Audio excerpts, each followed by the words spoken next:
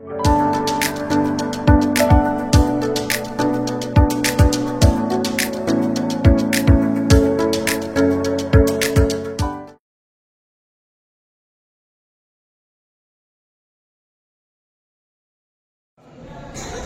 ప్రతిభావంతులు కానీ, ప్రతిభ లేని వాళ్ళు కానీ, మూర్ఖులు కానీ, జ్ఞానులు కానీ ఇతరుల మీద ప్రభావం చూపిస్తూ ఉంటారు.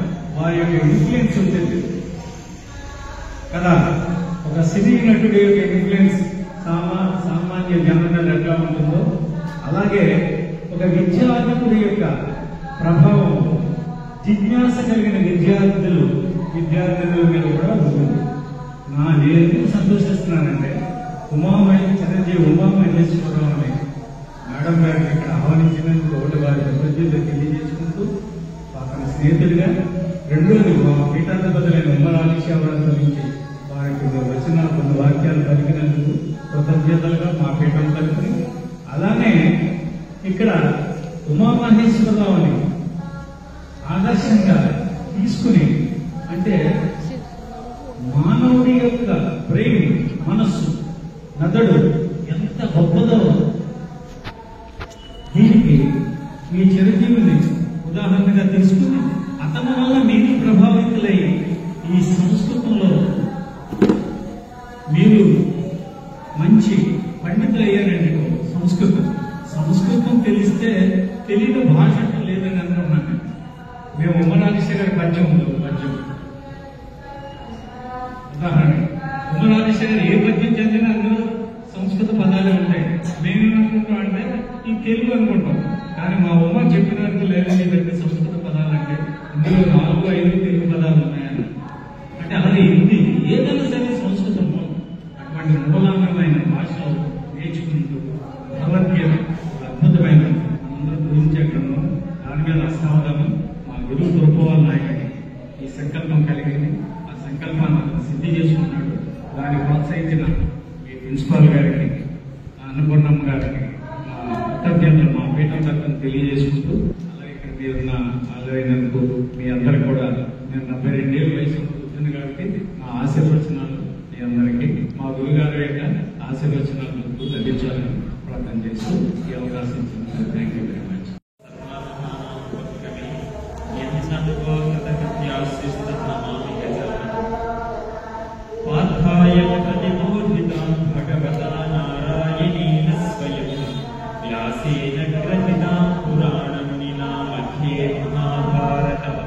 అద్వైతామృతవర్షిణీ భగవతీ అష్టాదశాధ్యాయినీ అంబత్వా మనసందధామి భగవద్గీతే భవద్వేషిణీ శాంతాకారం భుజగశయనం పద్మనాభం సురేశం విశ్వాకారం గగనసదృశం మేఘవర్ణం శుభాంగం లక్ష్మీకాంతం కమలనయనం యోగినృత్యానగమ్యం వందే విష్ణుం భవభయహరం సర్వలోకైకనాథం. శివుడేమో విష్ణుమూర్తిని, విష్ణుమూర్తి ఏమో శివుడిని ప్రార్థిస్తారు. కాబట్టి ఈ ఉమామహేశ్వరుడు కూడా ముందు విష్ణుమూర్తికి ప్రార్థన చేసి ఈ అవధానాన్ని ప్రారంభిస్తున్నాడు. గణపతి నవరాత్రి ఉత్సవాల్లో భాగంగా సరస్వతి సపర్య మహోత్సవాలు ఈ రాజమహేంద్రవరం ఆంధ్ర మహిళా సంస్కృత కళాశాల వేదికగా జరగడం ఎంతో సంతోషదాయకం. ఇందులో భాగంగా ఈ గీతావధానాన్ని ఇక్కడ ఏర్పాటు చేశారు. భగవద్గీత యొక్క తత్వాన్ని అందరూ కూడా గ్రహించాలి. భగవద్గీత మన జీవితాన్ని సంస్కరించేటువంటి గ్రంథం అని తెలియజేయడం కోసం జరిగేటువంటి ఈ అవధాన కార్యక్రమం ఈ ప్రారంభంలో మొదలవుతుంది. ముందుగా శ్రీకృష్ణ పరమాత్మకు నమస్కారాలు తెలియజేస్తూ, నేటి వేదికకు మూల దైవమైనటువంటి గణాధిపతికి నమస్కరిస్తూ, తొలి గురువులైన తల్లిదండ్రులకు ప్రణతులు అర్పిస్తూ, స్తుతింపలేని ప్రేమకు ప్రతిమలు జననీ జనతులు. ఒక సంవత్సరం కాలం నుండి గీతావధానాలతో పాటు అష్టావధానాలు కూడా చేస్తాం. అందుకని తెలుగు కంద పద్యంలో చక్కగా మాతృభాష అయినటువంటి తెలుగులో తల్లిదండ్రులకు నమస్కరిస్తూ స్తుతింపలేని ప్రేమకు ప్రతిమలు జననీ జనకులు ప్రాణంబులుగా మది దించుచు ధనలక్ష్మీయుత శివనారాయణులను ఒగినుతి ఎందును అని తల్లిదండ్రులైన ధనలక్ష్మి శ్రీ శివనారాయణ దంపతులకు నమస్కరిస్తూ, ఎందుకంటే వారు చిన్నప్పటి నుండి కూడా పద్యాలు శ్లోకాలు నేర్పించి ఇవాళ నన్ను అవధానిగా తీర్చిదిద్దారు. కాబట్టి పూర్తిగా తల్లిదండ్రులకు నమస్కరిస్తూ, ఇంకా వారిలో కూడా ఇలా పద్యాలు శ్లోకాలు నేర్పించాలి, ఇలా ఆధ్యాత్మిక తత్వాన్ని చిన్నప్పటి నుండి అందించాలి, మంచిగా నడిపించాలి అనేటువంటి సంకల్పం కలగడానికి మాత్రం కారణం ఇప్పటి వరకు మన అన్నపూర్ణ గారు తెలియజేసినట్లుగా, సత్యనారాయణ గారు తెలియజేసినట్లుగా మా సద్గురు వర్యులు పీఠాపురం శ్రీ విశ్వవిజ్ఞాన విద్య ఆధ్యాత్మిక పీఠాధిపతులు మహర్షి డాక్టర్ ఉల్లారాజ సద్గురు వర్యుల ఆశీస్సులతో వారు చిన్నప్పటి నుండి కూడా తాత్విక బాల వికాస్ అనేటువంటి కార్యక్రమం ద్వారా నాకు చిన్నప్పటి నుండి కూడా భగవద్గీత నేర్చుకోమని ప్రేరేపించారు. నేను ఆధ్యాత్మిక ఉపన్యాసాలు చెప్పినప్పుడు భగవద్గీత నేర్చుకోమని, భగవద్గీతలో ఉండేటువంటి శ్లోకాలని కంఠస్థం చేయమని, వాటి యొక్క భావాన్ని తెలుసుకోమని ఎప్పుడు వారి దగ్గరికి వెళ్ళినా చెప్పేవాడు. ఎప్పుడు వారు దర్శనం చేసుకున్నా కానీ నేను భగవద్గీత నేర్చుకోండి, శ్లోకాలన్నీ కూడా కంఠస్థం చేయండి అని వారు చెప్పారు. లేదంటే నాకు భగవద్గీత నేర్చుకోవాలనేటువంటి సంకల్పం కూడా లేదు. కాకపోతే వారు గురువుగా నన్ను ఉద్దేశించి అంత ప్రేమతోటి, అంత ఉత్సాహాన్ని నాలో రేకెత్తించి అలా ప్రేరేపించబట్టి నేను ఇవాళ భగవద్గీత మొత్తం కంఠస్థం చేయగలిగాను. ఈ విధంగా గీతావధానాలు నెరవేర్చగలుగుతాను.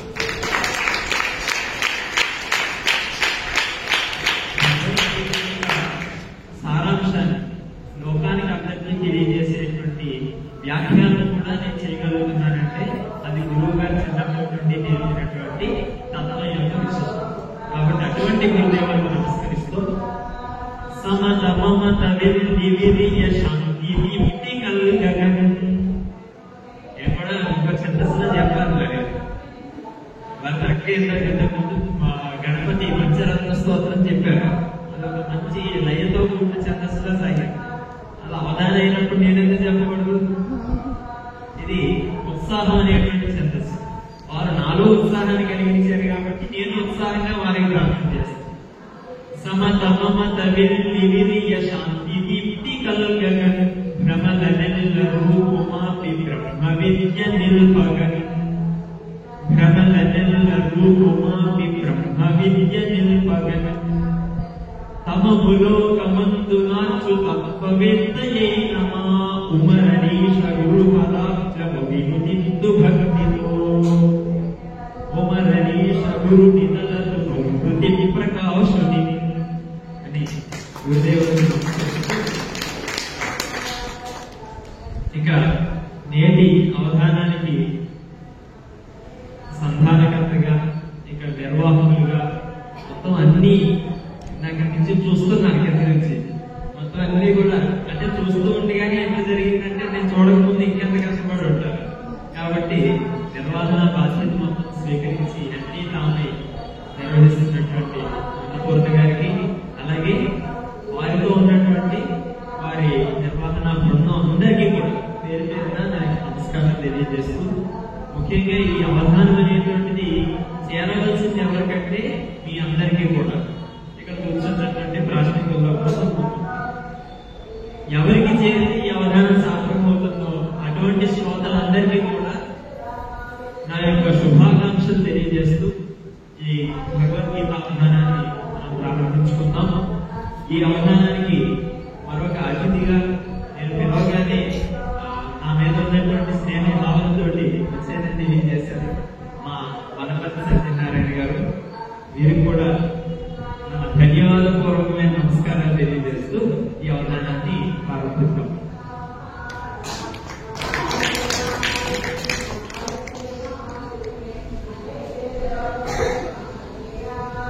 ముందుగా మీ అందరికీ తెలిసే ఉంటుంది, ఈ వేదిక ఎన్నో అష్టావధానాన్ని శతావధానాన్ని కూడా చూసిన వేదిక, చేసిన వేదిక కూడా. ఈ వేదికలో మీరందరూ కూడా ఇలా వచ్చి ప్రేక్షకులుగా వచ్చి చూసే ఉంటారు. కాబట్టి అవధానం గురించి మీకు కొత్తగా తెలియజేయాల్సింది ఏమీ లేదు. అవధానం అంటే ఏకాగ్రత. ఇప్పుడు మనం ఏదైనా చదువుతున్నాం అనుకోండి, పుస్తకం తీసి చదువుతాం, వెంటనే మనకి ఏం గుర్తొస్తుంది? కలికి సినిమాలో కలికి అవతరించాడో లేదో అక్కడికి వెళ్ళిపోతుంది ఆలోచన. అలా ఏంటంటే ఒక విషయం పట్ల మన యొక్క దృష్టిని కేంద్రీకరించకుండా మన మనస్సు వేరే వేరే చోట్లే తీసుకెళ్ళిపోతుంది. అలా కాకుండా మనం చేసే పనిలో మన యొక్క ఏకాగ్రత తెలుపుకున్నట్లయితే ఆ పనిని ఎంతో విజయవంతంగా పూర్తి చేయగలరు. దానికి అవధానం అనేటువంటిది ప్రతి ఒక్కరికి అవసరం. అవధానం పూర్వకాలంలో ప్రతి ప్రాంతంలోనూ జరిగేది కాబట్టి అందరూ కూడా ఆ జ్ఞానాన్ని, ఆ ప్రేరణను అందిపుచ్చుకుని వారి జీవితంలో మంచి ఉన్నత స్థితికి చేరుకోగలరు. ఆ విధంగా మీరందరూ కూడా, మనందరూ కూడా ఎల్లప్పుడూ అవధానంతో ఉండాలి. అవధానం అంటే కేవలం ఇక్కడ ఒక ప్రదర్శన ఇచ్చి వెళ్ళిపోయామన్నట్టుగా కాకుండా మనం చేసే ప్రతి పనిలోనూ కూడా మన దృష్టిని కేంద్రీకరించి చేస్తే అది అవధానం అవుతుంది. కృష్ణుడు భగవద్గీతలో చెప్తాడు, నువ్వు చేసే ప్రతి పనిని ఒక యజ్ఞంగా భావించి చేయమని చెప్తాడు. ఆ విధంగా ఏంటంటే మనం చదువుకునే చదువులో అవధానాన్ని పెట్టి, అంటే దృష్టి పెట్టి మనం చదివితే అది ఒక యజ్ఞంగా మారుతుంది. అలాగే మనం ఏదైనా రాస్తున్నాం అనుకోండి, ఆ రాసేటువంటి నిబద్ధ లేఖనంలో కూడా మనం సంపూర్ణ దృష్టి పెడితే మంచి మంచి పదాలు వస్తాయి, మంచి భావాన్ని మనం ఆవిష్కరించగలుగుతాం. మనకి పరీక్షల్లో అదే జరుగుతుంది. చక్కగా ముందు రోజు రాత్రి వరకు శుక్లాంబరం కంఠస్థం పట్టేస్తూ ఉంటాం, చదివేస్తాం. కానీ అక్కడికి వెళ్ళే పరీక్షకు వెళ్ళేసరికి మన దృష్టి అక్కడ ఉండదు, మనకి ఏకీకరించిన ఏకాగ్రతని పెట్టుకోలేము. అందువల్ల ఏమవుతుంది, మనం మర్చిపోతాం. అలా కాకుండా ఏ విషయాన్నైనా మనం మనస్సు పెట్టి సంపూర్ణ ఏకాగ్రతతో దృష్టి పెట్టి చేయగలిగినట్లయితే అది అవధానం అవుతుంది. అక్కడ ధారణ ఏర్పడుతుంది. అంటే ప్రతి విషయాన్ని మనం గుర్తుపెట్టుకునేటువంటి శక్తి మనకు వస్తుంది. ఆ విధంగా ఈ అవధానాన్ని చూసినప్పుడు మీరు గమనించండి, భగవద్గీతలో 700 శ్లోకాలు ఉంటాయి. కొన్ని పుస్తకాల్లో 701 ఉంటాయి. ఒకటి కూడా వేసుకోండి, 701 శ్లోకాలు ఉంటాయి. 701 శ్లోకాల్లో ఎన్ని నుంచి ఎలా అడిగినా కానీ చెప్పడం ఈ అవధానం యొక్క ప్రత్యేకత. అక్షరం కూడా తొలిపోకుండా చెప్పగలగాలి.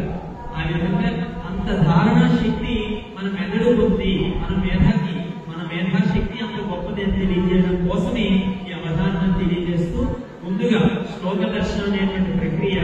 700 శ్లోకాల్లో ఏ శ్లోకమైనా అడగచ్చు. మనకి కొన్ని ప్రసిద్ధమైన శ్లోకాలు ఉన్నాయి. ధర్మక్షేత్రే గురించి ఆ శ్లోకం చెప్పండి అంటే ఆ శ్లోకం నేను చెప్పాలి. విద్యా వినయ సంపన్న శ్లోకం చెప్పండి అంటే ఆ శ్లోకం నేను చెప్పాలి. అలా వారు ఏ శ్లోకం అడిగినా నేను చెప్పాలి.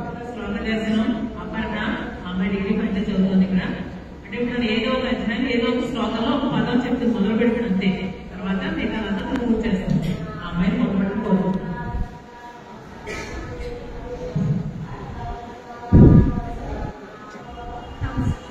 నా పేరు ఇంకా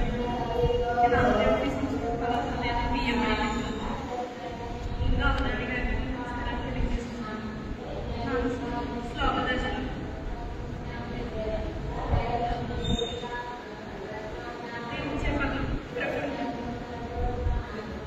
ప్రకృతి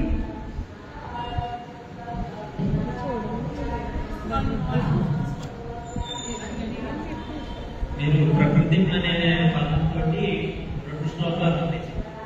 ఒకటి 13వ అధ్యాయం మొదటి శ్లోకం, అర్జునుడి ప్రశ్న. ఇంకొక శ్లోకం అన్నయ్య ఉంటుందని చెప్పుకున్నాం, ఆ శ్లోకం ఉంది. అలాగే 9వ అధ్యాయంలో 8వ శ్లోకం ఉంటుంది, ప్రకృతి స్వామి అధ్యాయం. మీరు అడిగిన నా శ్లోకం కాబట్టి అన్ని క్యాలిక్యులేట్ అవ్వాలి లోపల. ప్రకృతి అనే పదంతో 2 శ్లోకాలు ఉన్నాయి. ప్రకృతి స్వామి అవష్టభ్య అని 9వ అధ్యాయంలో 8వ శ్లోకం ఉంటుంది.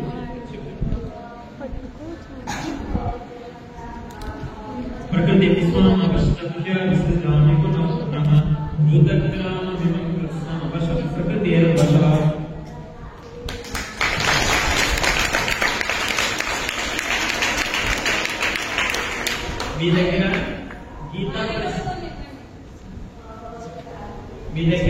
గీతా ప్లస్ గోరఖ్పూర్ పుస్తకాలు ఉంటే 13వ అధ్యాయంలో మొదటి శ్లోకం నేను ఇప్పుడు చెప్పబోయే ఉండదు.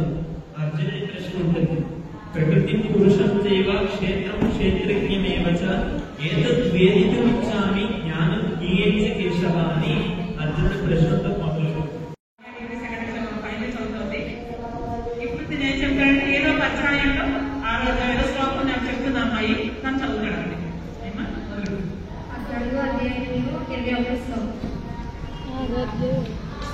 చూసుకోండి 14వ అధ్యాయం 20వ శ్లోకం. ఎన్ని అధ్యాయాలు ఉన్నాయో తెలుసా? అందరికీ తెలుసు, సంస్కృత కళాశాల కదా తెలియాలి. భగవద్గీతలో 18 అధ్యాయాలు ఉన్నాయి. ఒక్కొక్క అధ్యాయంలో కొన్ని నెంబర్ ఆఫ్ శ్లోకాలు ఉంటాయి. కొన్ని శ్లోకాలు మొదటి అధ్యాయంలో 47, 15వ అధ్యాయంలో 20, ఇలా కొన్ని అధ్యాయాల్లో ఒక పరిమితమైనటువంటి సంఖ్యతో శ్లోకాలు. అయితే ఇప్పుడు రెండవ ప్రక్రియ ఏంటంటే సంఖ్యాదర్శనం. ఫలానా 14వ అధ్యాయంలో 21వ శ్లోకం ఏంటి అని అడిగారు. అంటే గుర్తు చేసుకుని చెప్పాలన్నమాట. అనుకుంటే ఎలాగైతే ఆఫీస్లో ఫోల్డర్లు అన్ని పెట్టేసి ఆ ఫోల్డర్లలో మళ్ళీ ఫైల్స్ ఉంటాయి. ఆ ఫైల్స్ లో మళ్ళీ ఏమేమి ఐటమ్స్ పెట్టామో ఏమేమి ఉంటాయి. ఇప్పుడు అలా ఏంటంటే ఈ బ్రెయిన్ అనేటువంటి ఆఫీసులో 14వ అధ్యాయం అనేటువంటి ఫోల్డర్లోకి వెళ్ళి 21వ శ్లోకం అనేటువంటి ఫైల్ తీసుకెళ్ళి చెప్పాలి.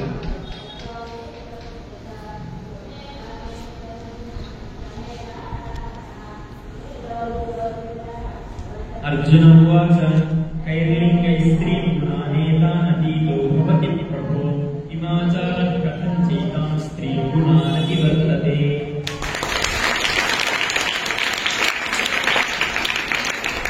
అర్జునుడికి వచ్చిన అన్నమాట. ఈ 3 గుణాలు ఉన్నాయి. 3 గుణాలు ఏంటంటే చెప్పండి. సత్వ రజస్ తమో గుణం. ఈ 3 గుణాలకి సంబంధించిన విషయాలన్నీ కూడా 14వ అధ్యాయంలో ఉంటాయన్నమాట. అర్జునుడు ఆ శ్లోకంలో అడుగుతున్నాడు.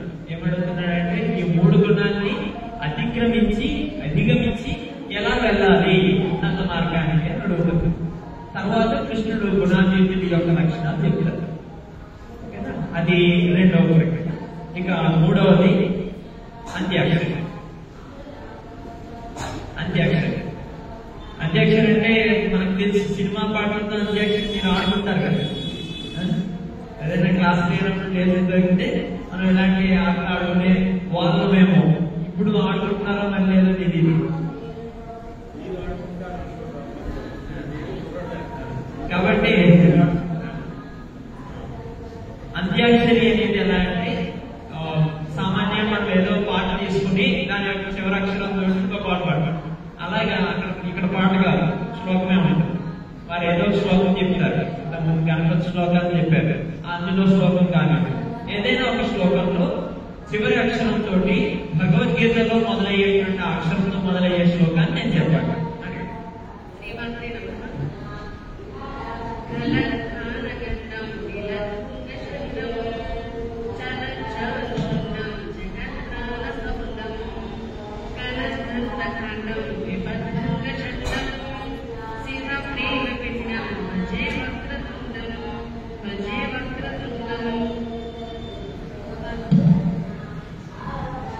మహాదేవుని గారు వచ్చారు. అజయ వక్రతుండం మకార. ఒకసారి 7వ అధ్యాయం 7వ శ్లోకం తీయండి. మత్తం భరతరణాన్యజయ మయి సర్వోతం సూత్రే మణిగణ ఇవ.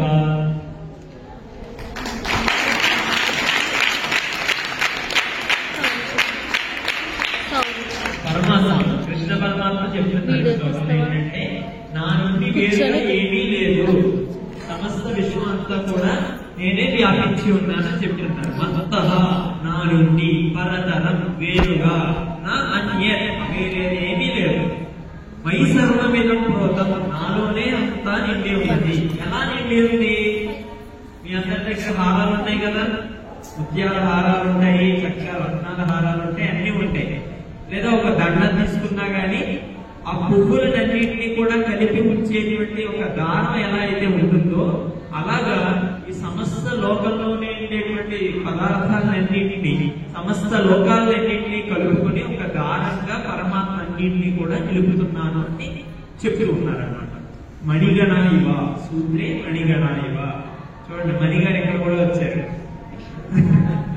మతపరతరజ్ఞాన్యత్కించిదస్తి ధనంజయ మయి సర్వమిదం ప్రోతం సూత్రే మణిగణ ఇవ.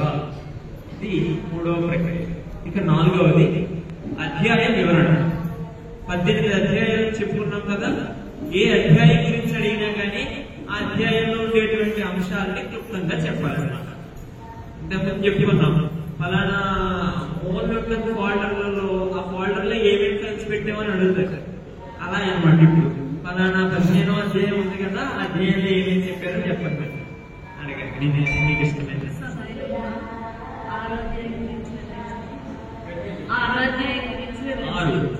6వ అధ్యాయం గురించి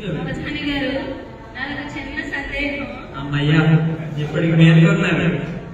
అప్రశస్త ప్రసంగం.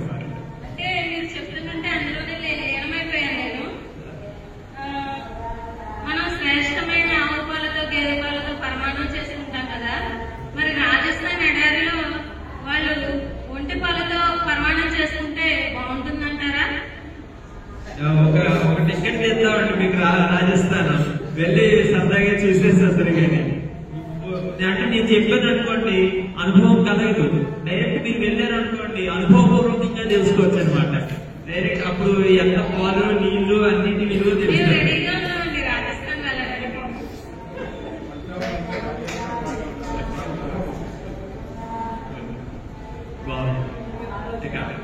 ఆరవ అధ్యాయం పేరు ఆత్మ సంయమ యోగం. ఇందులో 47 శ్లోకాలు ఉంటాయి. ఇందులో ధ్యానం ఎలా చేయాలి, ధ్యానం యొక్క విశిష్టత ఏంటి, మనస్సు ఏ విధంగా నిగ్రహించుకోవాలి. మనస్సు అర్జునుడు చెప్తాడు అనమాట, ఇంత చక్కగా చెప్తున్నావు కృష్ణ, నా మనస్సు యొక్క చర్చలంగా ఉంటుంది, నా మనస్సుని మరి ఎలా నిగ్రహించాలి అని ప్రశ్నిస్తాడు. అప్పుడు కృష్ణ పరమాత్మ చాలా చక్కగా మనస్సుని ఎలా నిగ్రహించుకోవాలి ఈ అధ్యాయంలో చెప్తాడు. అలాగే ఒక యోగి, ఒక జ్ఞాని లేదా ఒక సాధనలో ఉన్నటువంటి సాధకుడు అకాల మరణం చెందితే తర్వాత దానికి ఏ విధమైన గతి ఉంటుంది మొదలైన విషయాలన్నీ కూడా ఈ అధ్యాయంలో మనకు కనిపిస్తాయి. ఈ అధ్యాయంలో ఒక ముఖ్యమైన శ్లోకాన్ని వివరించుకుని తర్వాత ప్రక్రియకి వెళ్దాం. ఇందులో ఉద్ధరేదాత్మనాత్మానం నాత్మానం అవసాదయే ఆత్మైవ హ్యాత్మనో బంధు ఆత్మైవ రిపురాత్మన అని ఒక చక్కని శ్లోకం ఉంటుంది. అద్భుతమైన శ్లోకం. ఈ ఒక్క శ్లోకం చాలు ఎవరి జీవితాన్ని వారు మలుపులు తిప్పుకోవడానికి ఈ ఒక్క శ్లోకం సరిపోతుంది. ఉద్ధరేదాత్మనాత్మానం. ఎవరో వస్తారు ఏదో చేస్తారని మనం కూర్చుని కాలయాపన చేయకుండా ఎవరిని వారే ఉద్ధరించుకోవాలని చెప్తున్నారు.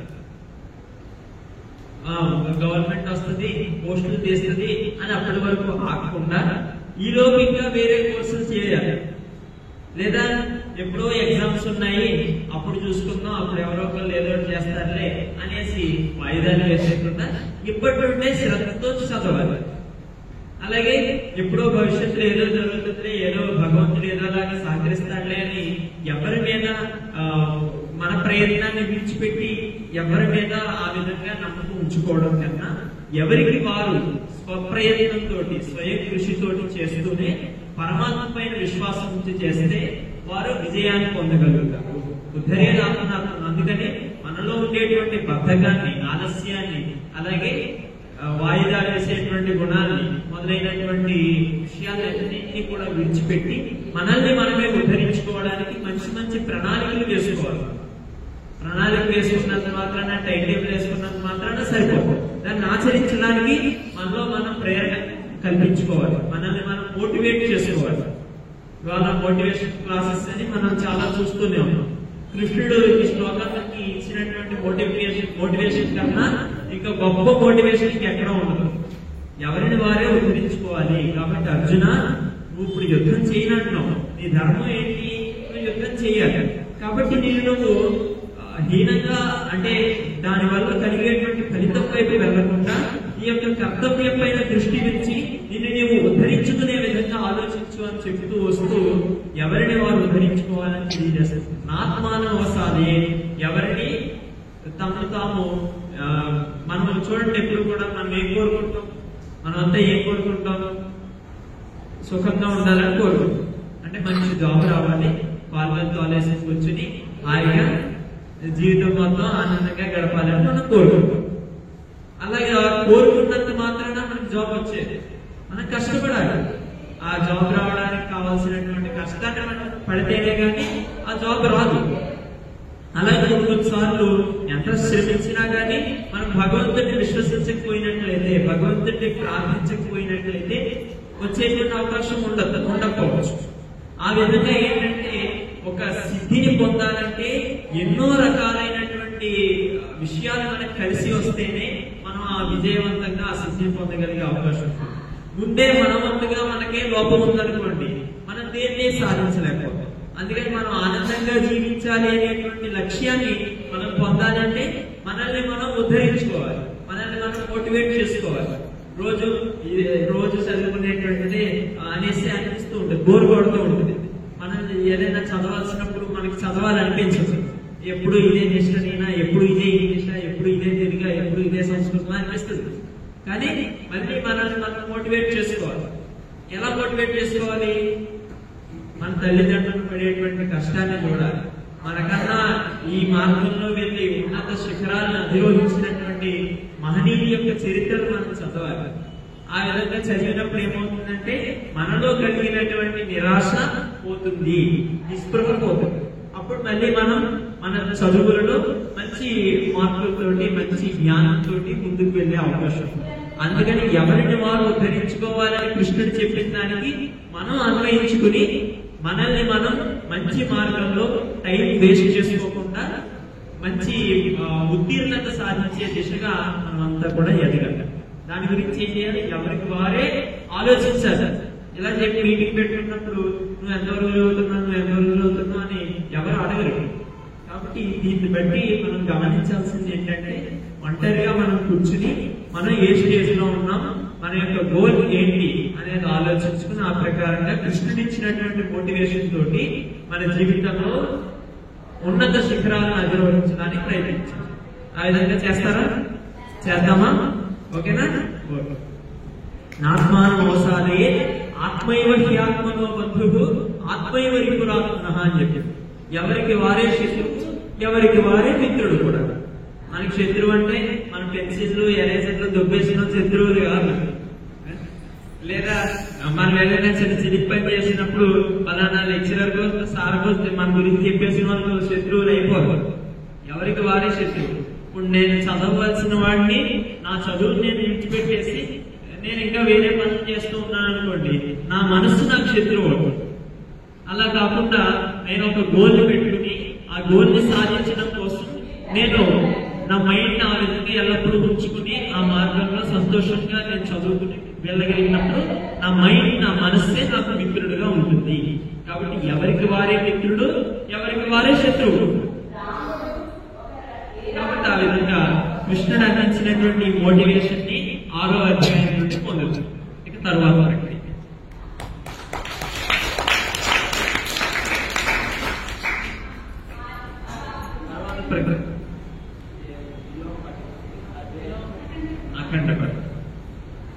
అఖండ పట్టణం. ఇప్పుడు ఇందాక ఒక స్తోత్రం చదివారు చూసారా? అలా అనుసూతంగా ఎక్కడ ఆపనంత వరకు అలా చదువుకుంటూ వెళ్ళాలంట. అక్కడ ఎవరిని ఆపలేదు, స్తోత్రం అయిపోయింది. ఇక్కడ నన్ను ఆపకపోతే భగవద్గీత అయిపోతుంది అంటే. కాబట్టి అదే గోవింది ఏకాక్షర శ్లోకం మొదలు చెప్తే రావాలి. శ్రీశ్రీ గారు ఒక పిల్ల, అగ్గిపుల్ల, సబ్బుపిల్ల అని కవిత్వం రాశారు కదా. నేను కూడా ఒక కవిత్వం రాశానండి. దోమరెక్క, పందికొక్క, అరటి తొక్క అని. నేను కూడా శ్రీశ్రీ అంటే దాన్ని అయిపోతానంటారా? ఇదేమి లెక్క అసలు, ఇదేమి లెక్క? అలా ఎలా అవుతారు? అక్కడ 3 పదాలు, ఇక్కడ 3 పదాలు వచ్చినాయి అంటే కవిత్వం అయిపోతుంది.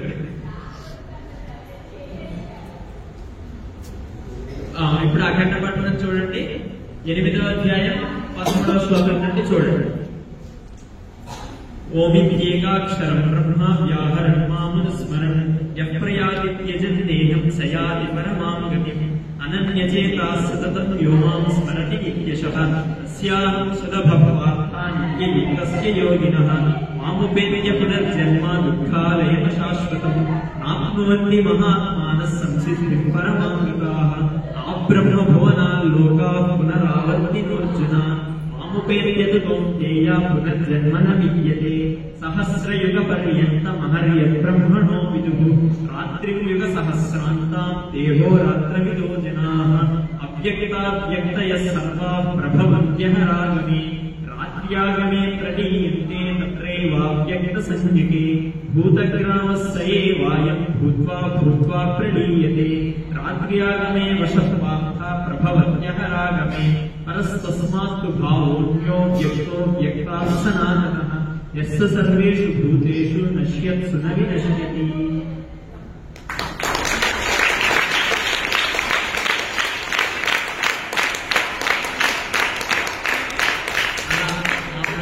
చెప్పుకుంటూ వెళ్ళాలి. ఇది మన ధారణ పరీక్ష. మనం చదివింది అంతవరకు గుర్తుపెట్టుకోగలరు. ఇప్పుడు నేను ఒక శ్లోకం చెప్పాక తర్వాత ఏముంటుంది అని ఆలోచిస్తూ కూర్చున్నాను అనుకోండి, అది కాదు, అది అబద్ధం అవుతుంది అన్నమాట. కొన్నిసార్లు ఏమవుతుందంటే మనం ఎంతలాగా కష్టపడి చదివినా కానీ, ఎంత తప్పించినా కానీ కొన్ని పరిస్థితులను అనుసరించి మారుతూ ఉంటాయి. అలా కాకుండా ఉండాలంటే భగవంతుడిని మంచిగా ప్రార్థించుకుని మనం మన యొక్క మేధాశక్తితోటి చెప్పగలిగినట్లయితే చక్కగా ఉంటుంది. ఆ విధంగా అఖండ పఠనం అనేటువంటి సాగింది. ఇక తర్వాత విలోమ పఠనం. ఒక్కో శ్లోకంలో 4 పాదాలు ఉంటాయి. ఎన్ని ఉంటాయి? పద్యంలో ఎన్ని పాదాలు ఉంటాయి? 4 పాదాలు ఉంటాయి. ఉత్పలమాలలో ఎన్ని పాదాలు ఉంటాయి? 4 పాదాలు ఉంటాయి. కంద పద్యంలో ఎన్ని పాదాలు ఉంటాయి? 4 ఉంటాయి. అనుష్ఠుప్లో ఎన్ని పాదాలు ఉంటాయి? 4 ఉంటాయి. అలాగే భగవద్గీత శ్లోకాలు ఏ శ్లోకమైనా కానీ 4 పాదాలు ఉంటాయి. ఈ అనుష్ఠుప్ ఛందస్సు ఉండేటువంటి శ్లోకాల్లో అయితే ప్రతి పాదానికి 8 అక్షరాలు ఉంటాయి. తర్వాత ప్రక్రియకి వెళ్దాం, అప్పుడు చెప్పుకున్నాం. ముందు ఈ 4 పాదాలు ఉన్నాయి చూసారా? శుక్లాంబరం కృష్ణ ఇందాక చెప్పారు మేడం. అలా ఏంటంటే వసుదేవ సుతం దేవం ఒక పాదం, కంస చాణూర మర్దనం, దేవకీ పరమానందం, కృష్ణం వందే జగద్గురు. కృష్ణం వందే జగద్గురు, దేవకీ పరమానందం, కంస చాణూర మర్దనం, వసుదేవ సుతం దేవం. ఇలా రివర్సల్ చెప్పాలి. ఒక నెంబర్ చెప్తారు, ఆ నెంబర్ బట్టి చెప్పండి. 7వ అధ్యాయం 24వ శ్లోకం.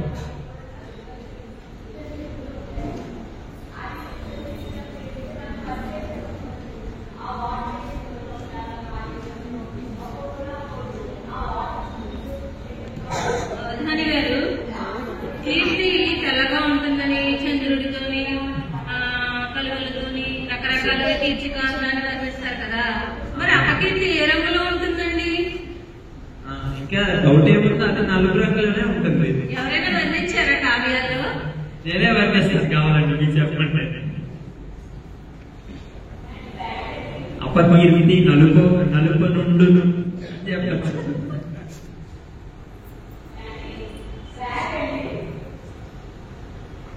7వ అధ్యాయం 24వ శ్లోకం. చూసారా, వారు అడిగారు కదా, ఈ లోపల నేను మర్చిపోకూడదు. ఇంతకు ముందు ఏ శ్లోకం అడిగారండి అని నేను అడగకూడదు, మళ్ళీ గుర్తుపెట్టుకోవాలి. 7వ అధ్యాయం 24వ శ్లోకం 4, 3, 2, 1 నేను చెప్పాల్సిందే.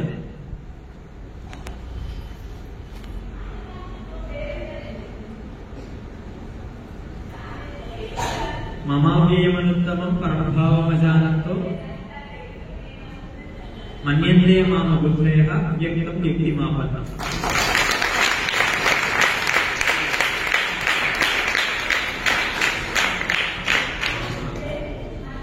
పరమాత్మ అవతరిస్తూ ఉంటారు ధర్మాన్ని స్థాపించడం కోసం. అధర్మాన్ని అణిచేయగా అని మాట చూసారా? అలా ఏంటంటే అధర్మాన్ని అణిచివేయడం కోసం, ధర్మాన్ని స్థాపించడం కోసం, ఆధ్యాత్మిక జ్ఞానాన్ని లోకంలో వ్యాపింప చేయడం కోసం పరమాత్మ అవతరిస్తూ ఉంటారు. అంటే కల్కి అవతారం దాకా వేచి ఉండాల్సిన అవసరం లేదు. ఈలోపు అవతారాలు కూడా ఉంటాయి, అవాంతర అవతారాలు, కొన్ని చిన్న చిన్న అవతారాలు కూడా ఉంటాయి. ఎందుకంటే జ్ఞానాన్ని ప్రబోధించడం కోసం వస్తాయి. అలా వచ్చినప్పుడు ఏంటి అంటే, అలా అవ్యక్త స్వరూపుడైనటువంటి పరమాత్మ ఒక మామూలు మానవ దేహంగా మానవుడిగా వచ్చినప్పుడు, ఆ మానవుడిగా వచ్చినటువంటి వాడు దేవుడి యొక్క అవతారము అని గ్రహించలేడు. ఆ మానవుడిగా వచ్చినటువంటి వ్యక్తిని అతను సాక్షాత్తు పరమాత్మ ఈ విధంగా వచ్చాడని లోకమంతా గ్రహించదు.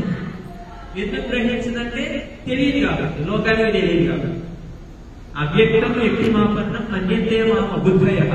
ఈ లోకంలో ఉండేటువంటి జనులందరూ కూడా నన్ను సరిగ్గా తెలుసుకోలేదు. పరభావం అజానంత, ఏదైతే పరతత్వ భావన ఉంటుందో దాన్ని పొందలేక మీరు నన్ను గ్రహించలేకపోతున్నారు. మమ అవ్యయమునంతము, నా యొక్క అవ్యయమైనటువంటి తత్వాన్ని మీరు గ్రహించలేకపోతున్నారని కృష్ణుడు చెప్తాడు. అంటే కృష్ణుడు ఆయా కాలాల్లో భగవంతుడు అవతరిస్తూనే ఉన్నాడు. అవతరిస్తూ ఉన్నప్పుడు భగవంతుడు మనం తెలుసుకోలేకపోతే, ఎందుకంటే మనలా మామూలుగానే ఉంటాడు భగవంతుడు కూడా. అందుకని ఏం చేయాలి మనం? ఏ వ్యక్తిలో భగవంతుడు ఉన్నాడో మనకు తెలియదు కాబట్టి, ప్రతి వ్యక్తిలోనూ కూడా భగవంతుడు ఉన్నాడనే సత్యం కూడా మనకు తెలుసు కాబట్టి అందరినీ కూడా గౌరవించాలి, అందరినీ కూడా మానవత్వ భావంతో ఆదరించాలి. సర్వస్యజాహం కృతి సన్నివిష్ట అని చెప్పాడు కృష్ణుడు. కాబట్టి ఏంటంటే ఏ వ్యక్తిని కూడా అమర్యాదగా అగౌరవంగా చూడకూడదు, ఏ వ్యక్తిని కూడా హింసించకూడదు. అందరినీ కూడా ప్రేమ భావనతోటి, సౌభ్రాతృత్వ భావంతో, సమైక్య భావంతో చూడాలి, అందరినీ కలుపుకుంటూ వెళ్ళాలని మన సంస్కృతి చెప్తుంది. అందుకని కాబట్టి ఆ విధంగా ఈ శ్లోకం ద్వారా మనం తెలుసుకోవాల్సింది ఏంటి? ప్రతి వ్యక్తిని కూడా ప్రేమించడం నేర్చుకోవాలి. ఓకేనా? తర్వాత 7వ ప్రక్రియ అక్షర దర్శనం. ఇది ఎలా అంటే, ఇప్పుడు శ్లోకానికి 4 పాదాలని చెప్పుకున్నాం కదా, ఒక్కొక్క పాదానికి 8 అక్షరాలు ఉంటాయి. కొన్ని శ్లోకాల్లో అయితే 11, 10 అక్షరాల వరకు ఉంటాయి. కొన్ని శ్లోకాలు తేడా ఉంటాయి. ఎలా అంటే ధర్మక్షేత్రే కురుక్షేత్రే, ఇది 8 అక్షరాలు ఉండే శ్లోక పాదం. సర్వస్యతాం హృది సన్నివిష్టో మత్తస్మృతి జ్ఞానమపోహనంచ, ఇది 11 అక్షరాలు ఉన్నాయి. అలాగా ఎన్ని అక్షరాలు ఉన్నా కానీ ఫలానా అధ్యాయంలో, ఫలానా శ్లోకంలో, ఫలానా పాదంలో ఫలానా అక్షరం ఏంటని అడగాలి. వారు అడుగుతారు, ఆ అక్షరాన్ని నేను చెప్పాలి. అంటే మళ్ళీ మనం ఆఫీస్కి వెళ్దాం, ఆఫీస్కి వెళ్ళి ఫలానా కబోర్డ్ లో, ఆ ఫోల్డర్ లో, ఆ ఫైల్ లో, ఆ ఐటెం లో అక్కడ ఏముంది అది చెప్పండి అంటే అది చెప్పాలన్నమాట. ఇప్పుడు ఎలా అంటే 18వ అధ్యాయంలో 18వ శ్లోకంలో 2వ పాదంలో 7వ అక్షరం ఏంటి అని అడిగితే అక్షరం చెప్పాలి. ఇది చాలా జాగ్రత్తగా లెక్క పెట్టుకుంటూ వచ్చి అడగాలి. ఓకేనా? వారు ఏమడుగుతారో చూద్దాం.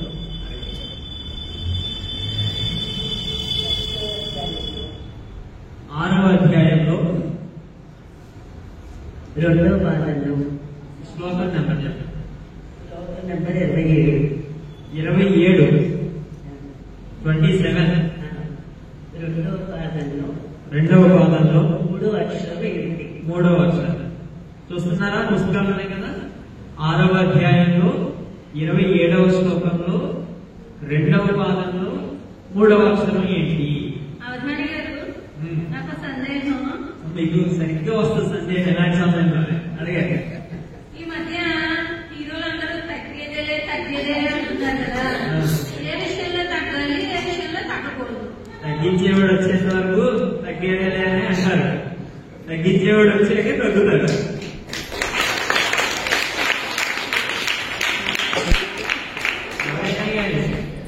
ఇప్పుడు అలాగే అది నైతికమైన విషయం, ఒక ధార్మికమైన విషయం అనుకోండి, తగ్గేదేలే అనొచ్చు. పబ్లిక్ చేస్తే తగ్గేదేలే అయితే బాగోదండి, ఎవడో ఒకరు తగ్గిస్తాడు అనమాట. కాబట్టి ఇది ఎవరిని ఉద్దేశించి చెప్పింది కాదు, జనరల్ గా ఒక మామూలు విషయం అంతే.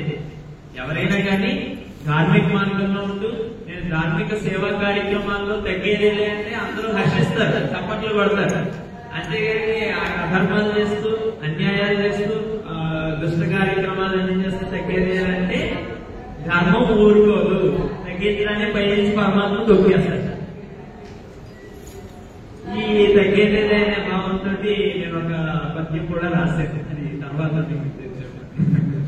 తగ్గేదేలే అనే డైలాగ్ వచ్చిన కొత్తలో నేను కూడా పద్యాలు అప్పుడప్పుడు రాసుకున్నప్పుడు సరదాగా తగ్గేదేలే పదంతో పద్యం రాయాలనిపించి ధార్మిక కార్యక్రమాలందు తగ్గేదేలే అని ఏదో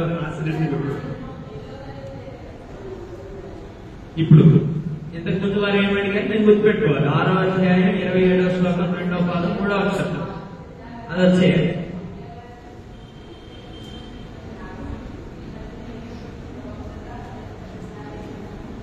నమ్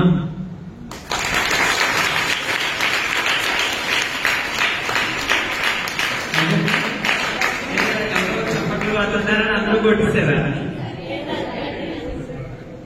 చూశారు కదా, యోగినం సుఖమర్థం. ఇంతటితోటి ఇలా భగవద్గీత అవగాహన ఒక అవలోకనం పూర్తయింది అనమాట. నచ్చిందా మీకు అవగాహన? నచ్చలేదు. నచ్చితే ఏం చేయాలి మరి?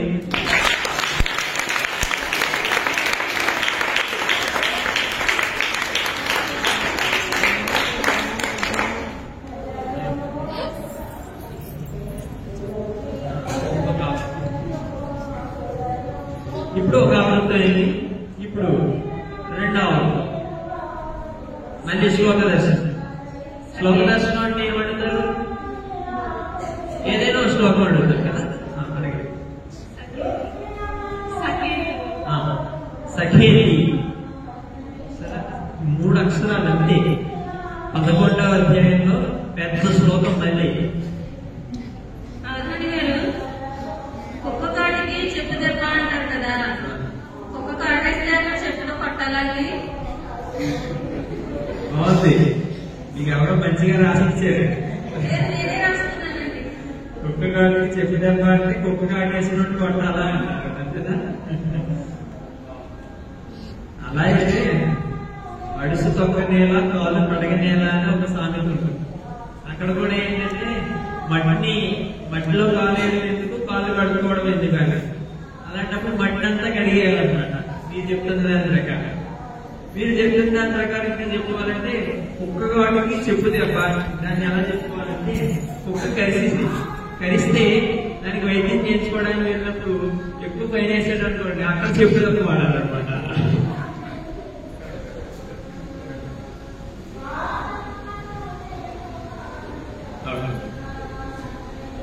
सखेति मत्वा प्रसभं यदुक्तं हे कृष्ण हे यादव हे सखेति अजानता महिमानं न वेदं मया प्रमादात् प्रणयेन वापि.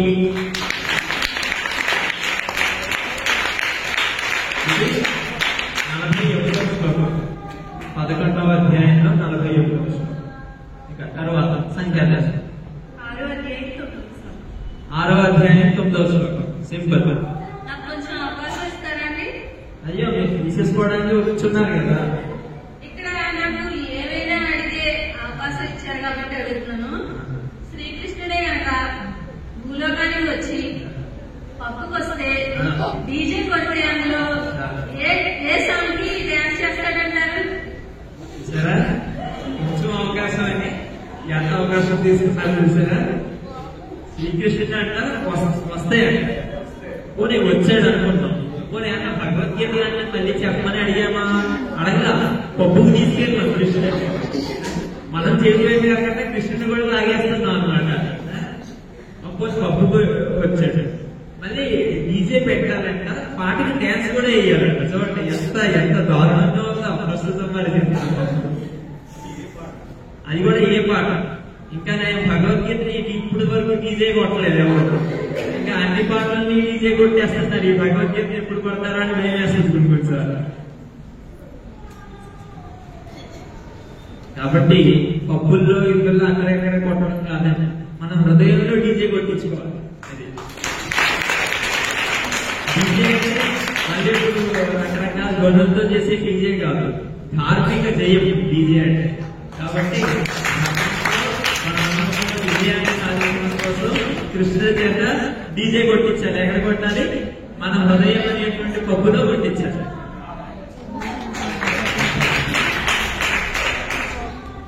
ఆరో అధ్యాయం 9వ శ్లోకం.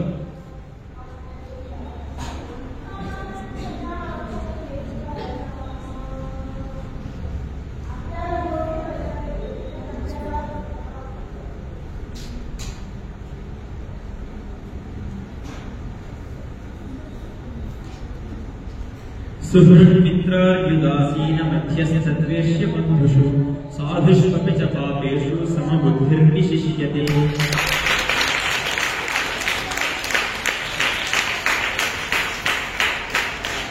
తర్వాత అంత్యాక్షరి కొంచెం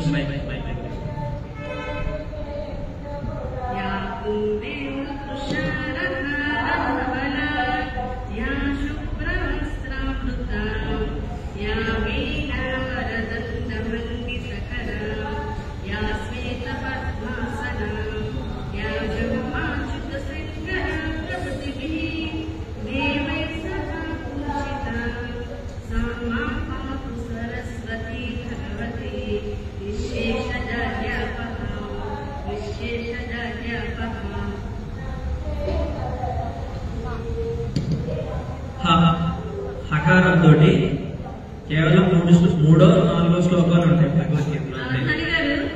చెప్పండి. ఈ మధ్య మా ఇంటి దగ్గర చాలా మంది వాకింగ్కి వెళ్తున్నారండి. ఒక ఆయన వాకింగ్కి వెళ్తూ నాకు కొంచెం లిఫ్ట్ ఇస్తారా అన్నారు. ఇవ్వచ్చు అంటారా ఇవ్వద్దంటారా? మీరు రజనీకాంత్ లేదా బాగా కొట్టేశారు కానీ వాకింగ్కి వెళ్తూ లిఫ్ట్ ఇవ్వచ్చు కూడా చేయండి, ఏముంది సరదాగా. ఆ రోజుకి లిఫ్ట్ అలా జరుగుతుంది అనమాట. హకారంతో హతో వా ప్రాప్స్యసి స్వర్గం జిత్వా వా భోక్ష్యసే మహీం తస్మాదుత్తిష్ఠ కౌంతేయ యుద్ధాయ కృత నిశ్చయః. 2వ అధ్యాయం 37వ శ్లోకం. 2వ అధ్యాయం 37వ శ్లోకం. హతో వా ప్రాప్స్యసి స్వర్గం జిత్వా వా భోక్ష్యసే మహీం తస్మాదుత్తిష్ఠ కౌంతేయ యుద్ధాయ కృత నిశ్చయః. హకారం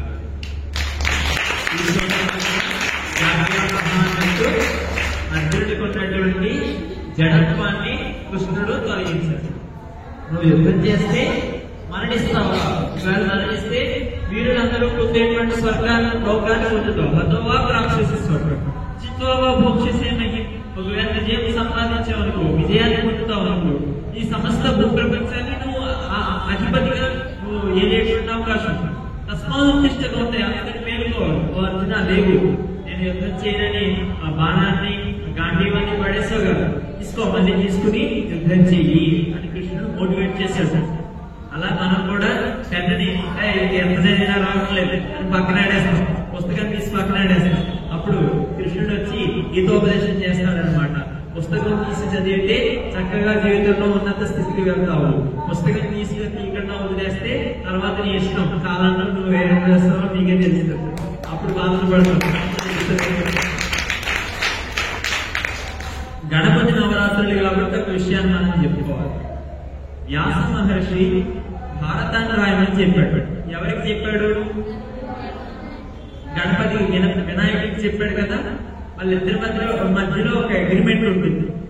ఏంటంటే అగ్రిమెంట్ అంటే, వ్యాస మహర్షి నాకు రాయడానికి ఒకరు కావాలని అడిగినప్పుడు గణపతి ఏం చెప్తాడంటే, నేను రాస్తాను, కాకపోతే మీరు ఆత్మకుండా చెప్పాలి అని గణపతి అగ్రిమెంట్ పెడతాడు. వ్యాస మహర్షి కూడా ఏం తక్కువైనడే కాదు, మహాముని. వారు కూడా ఏమన్నారంటే, నేను కూడా చెప్తూ ఉంటాను, నువ్వు కూడా అన్ని అర్థం చేసుకుంటేనే రాయాలి, ఇక అన్ని అర్థమైతేనే రాయాలి. వాళ్ళిద్దరి మధ్యనే అగ్రిమెంట్ అన్నారు. అయితే ఎంతో వేగంగా వ్యాస మహర్షి చెప్తూ వస్తున్నాడు, గణపతి రాసేస్తూ ఉన్నాడు, చెప్తూ వస్తున్నాడు, రాసేస్తున్నాడు, చెప్తూ వస్తున్నాడు, రాసేస్తున్నాడు. ఆ కంఠం యొక్క ముళ్ళు విరిగిపోతుంది. అప్పుడు ఏం చేస్తాడు గణపతి? విరిగిపోయింది, ఈ కంపెనీ చెడ్డ కంపెనీ అని ఆ కంపెనీ దగ్గర కూర్చోలేదు, లేదా నాకు అమ్మిన షాప్ ఏదో పాత పెన్ దగ్గర కూర్చోలేదు. రాసినటువంటి తాళపత్రాలను పక్కన పెట్టేసి వేరే పెద్ద కొట్టుకోవడానికి వెళ్ళలేదు. ఏం చేశాడు? వెంటనే దంతాన్ని లాగి ఆ దంతంతో రాశాడు. దీన్ని బట్టి మనకి ఏమర్థమవుతుంది? మనకు ఉన్నటువంటి సదుపాయాలు, మనకు ఉన్నటువంటి ఉపకరణాలు ప్రతిసారి మనం అనుకున్నట్లుగా మనకు అనుకూలమైన వాతావరణం ఎల్లప్పుడూ ఉంటుందని మనం అనుకోకూడదు. నాకు అన్నిటి ఉంటేనే నేను చదువుతాను అంటే కుదరదు. నాకు ఏసీ ఉంటేనే నాకు ఎక్కుతుంది లోపలికి అంటే అవ్వదు. నాకు మంచి పుస్తకం ఉంటేనే నేను చదువుకోగలుగుతాను అంటే అది కూడా అవ్వదు. ఏ పరిస్థితి ఎలా ఉన్నప్పటికీ కూడా ఉపకరణం కానీ మనకు ఉండేటువంటి సాధనాలు కానీ మనకి సరిగ్గా ఆ సమయంలో అందుబాటులో లేకపోయినప్పటికీ కూడా కాలాన్ని మాత్రం వృధా చేయకుండా తన యొక్క లక్ష్య సిద్ధి కోసం తాపత్రయపడి తపస్సుని తన రక్తాన్ని సైతం త్యాగం చేసి రక్షించినటువంటి గణపతి మనందరికీ కూడా ఆదర్శంగా కావాలి. అందుకని ఏకదంతుడయ్యాడు వినాయకుడు. కాబట్టి వారు అడిగిన దాన్ని బట్టి కూడా అర్జునుడికి కూడా కృష్ణుడు అదే విషయాన్ని చెప్పాడు. కాబట్టి పరిస్థితి ఎలా ఉన్నా కానీ మన ధర్మాన్ని మాత్రం మనం విడిచిపెట్టకూడదు అనే విషయాన్ని మనం ఈ జాడ్యాపహ నుండి వచ్చినటువంటి హకారంతో తెలుసుకోవచ్చు అన్నమాట. తరువాత అధ్యాయం 13వ అధ్యాయం పేరు క్షేత్రజ్ఞ విభాగ యోగం. అవధాని గారు అందరూ ఈ మధ్య రామ జన్మభూమికి వెళ్ళొచ్చామంటున్నారు, మరి కృష్ణ జన్మభూమికి వెళ్ళలేదు కదండి. మిమ్మల్ని పంపిద్దామండి ముందు. ఇలాగా మంచి మంచి ఉపదేశాలు జరిగే సమయంలో అడ్డగించే వారిని పంపాల్సింది కృష్ణ జన్మభూమికి అనమాట. ఎక్కడో తెలుసా మీకు అర్థం కాలేదా? కృష్ణుడు ఎక్కడ పుట్టాడు? కారాగారం అంటే ఏంటి? జైలు. మరి జైలు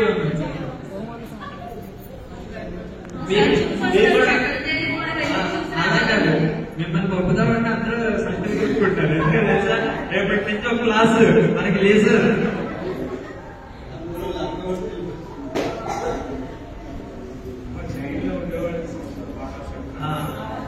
వారి ఉదాహరణ భావం అలాంటిది లేదు. అక్కడ కూడా కుక్క కాటు చెప్పే అబ్బాయి ఏంటో చెప్తారు. అక్కడ కూడా కృష్ణుడిని తిప్పి పప్పుకి తీసుకెళ్తారు. అక్కడ కూడా బాగుంది, మంచి మంచి ప్రశ్నలు అడుగుతారు. తర్వాత వారు అడిగింది క్షేత్రజ్ఞ విభాగ యోగం. ఇందులో 34 శ్లోకాలు ఉంటాయి గీతా ప్రెస్ పుస్తకాలు. ఒక శ్లోకం అదనంగా ఇంతకు చెప్పుకున్నాం చూసారా, అలా 35 శ్లోకాలు ఉంటాయి. ఇందులో క్షేత్రం అంటే ఏంటి, క్షేత్రజ్ఞుడు అంటే ఎవరు, అసలైన జ్ఞానం అంటే ఏంటి, దాన్ని ఎలా పొందాలి మొదలైన విషయాలన్నీ కూడా చాలా చక్కగా చెప్పారు. మీకు కుదిరినప్పుడు ఈ అవధానం చూసేసాము అయిపోయింది అవధానం అని వదిలేకుండా ఈ వాళ్ళ నుండి ఏం చేయాలంటే ఒక సంకల్పాన్ని తీసుకోవాలి. ఇక్కడ మనకి గణపతిని మనం ప్రతిష్ఠించుకున్నాం. ఆ గణపతి ముందు మనం ప్రార్థన చేయాలి. నేను ఇప్పటి నుండి రోజు కనీసం భగవద్గీతలో ఒక 2 శ్లోకాలు నేను చదువుకోవాలి. ఆ శ్లోకాలు చదువుకుని దాని యొక్క భావాన్ని అర్థం చేసుకుని దాన్ని ఆచరించడానికి నేను ప్రయత్నించాలి అని గణపతి దగ్గర మనం ప్రార్థన చేసుకోవాలి. ఓకేనా?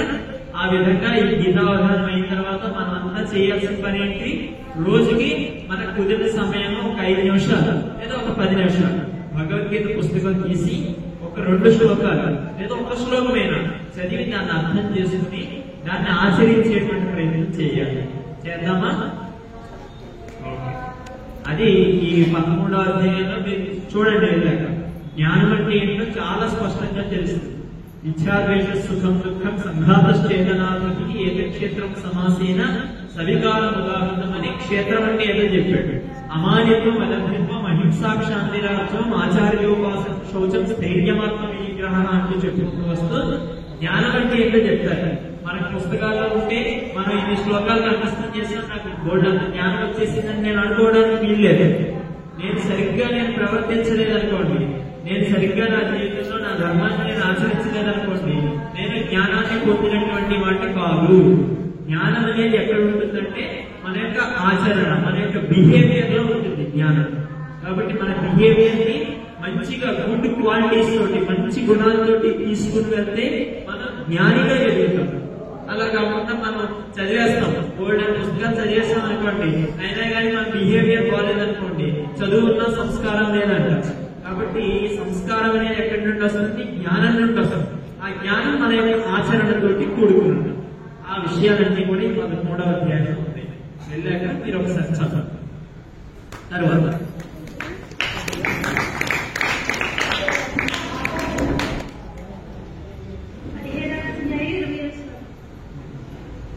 అఖండ పడ్డాను కదా, ఆ శ్లోకం మొదలు చెప్పాలి. అక్కడంటే నాకు ఒక చిన్న సందేహం, సన్యాసికి సన్యాసికి తేడా ఏంటంటారు? సన్యాసికి సన్యాసికి తేడా ఇందా చెప్పాను కదా, రామ జన్మభూమికి వెళ్ళే వాళ్ళందరూ కూడా సన్యాసులు అవుతారు. ఇప్పుడు ప్రస్తుతం కృష్ణ జన్మభూమిలో ఉన్న వాళ్ళందరూ కూడా సన్యాసులు. దీనికి ఎన్నో సమాధానాలు చాలా ఉన్నాయి. ప్రసిద్ధమైన ఎందుకు చెప్పడం అనేసి కొత్తగా కల్పించి చెప్పు. ప్రసిద్ధమైన సమాధానం ఏంటంటే యావత్తు తేడా. సన్యాసి సన్యాసి యావత్తు తేడా ఉంది. యావత్తు అంటే మొత్తం అని కూడా అర్థం. యావత్ ప్రపంచంలో అని మనం చెప్తాం. యావత్ ప్రపంచం అంటే ప్రపంచం అంతట్లోనూ అని. అలా ఏంటంటే సన్యాసికి సన్యాసికి తేడా ఏంటంటే మొత్తం తేడా. అలాగే సమాజం అంతా ఎవరినైతే విడిచిపెట్టేస్తుందో వాడు సన్యాసి, సమాజాన్ని ఎవడు విడిచిపెడతాడో వాడు సన్యాసి.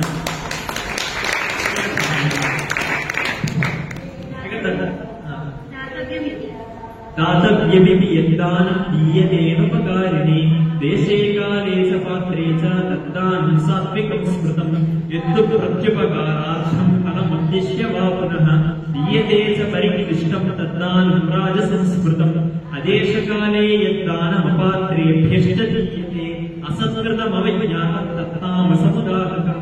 ఓం తత్సదితి నిర్దేశో బ్రహ్మణస్త్రివిధ స్మృతః బ్రాహ్మణాస్తేన వేదాశ్చ యజ్ఞాశ్చ విహితాః పురా తస్మాదోమిత్యుదాహృత్య యజ్ఞదాన తపక్రియాః ప్రవర్తంతే విధానోక్తాః సతతం బ్రహ్మవాదినాం తదిత్యనభిసంధాయ ఫలం యజ్ఞతపక్రియాః దానక్రియాశ్చ వివిధాః క్రియంతే మోక్షకాంక్షిభిః సద్భావే సాధుభావే చ సదిత్యేతత్ ప్రయుజ్యతే ప్రశస్తే కర్మణి తథా సత్యః పార్థయుజ్యతే యజ్ఞే తపసి దానే చ స్థితిః సదితి చోచ్యతే కర్మ చైవ తదర్థీయం సదిత్యేవాభిధీయతే అశ్రద్ధయా హుతం దత్తం తపస్తప్తం కృతం చ యత్ అసదిత్యుచ్యతే పార్థ న చ తత్ప్రేత్యనో ఇహ. ఓం తత్సదితి శ్రీమద్భగవద్గీతాసు ఉపనిషత్సు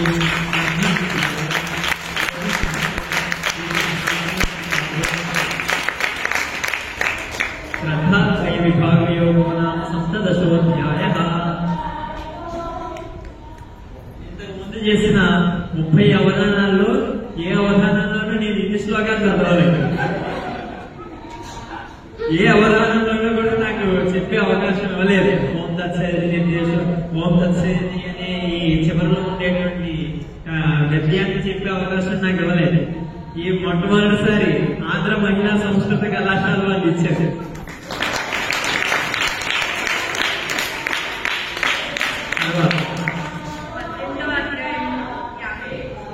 వినోమ పఠనం 18వ అధ్యాయం 55వ శ్లోకం.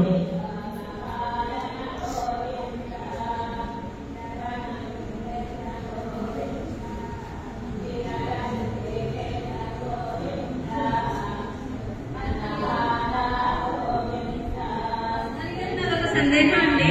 చేసుకుంటేనే కానీ మీకు పలకం. సందేహం అత్తలేని కోడలు ఉత్తమురాలు అంటారు కదా, నిజంగా ఉత్తమురాలేనండి?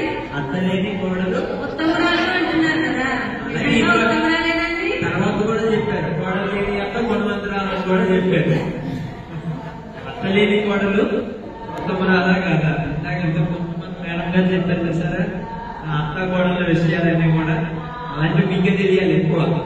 కాబట్టి అత్త మంచిది అనుకోండి. మా అత్తగారు మా ఇంట్లో ఉన్నారండి, అందుకని మంచిదారండి.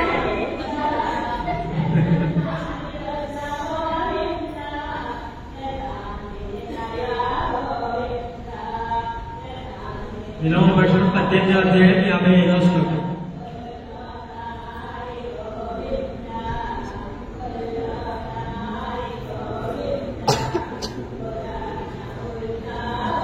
విశతే తదనంతరం తతో మాం తత్వతో జ్ఞాత్వా యావాన్యస్యాస్తి తత్వతః భక్త్యా మాం అభిజానాతి.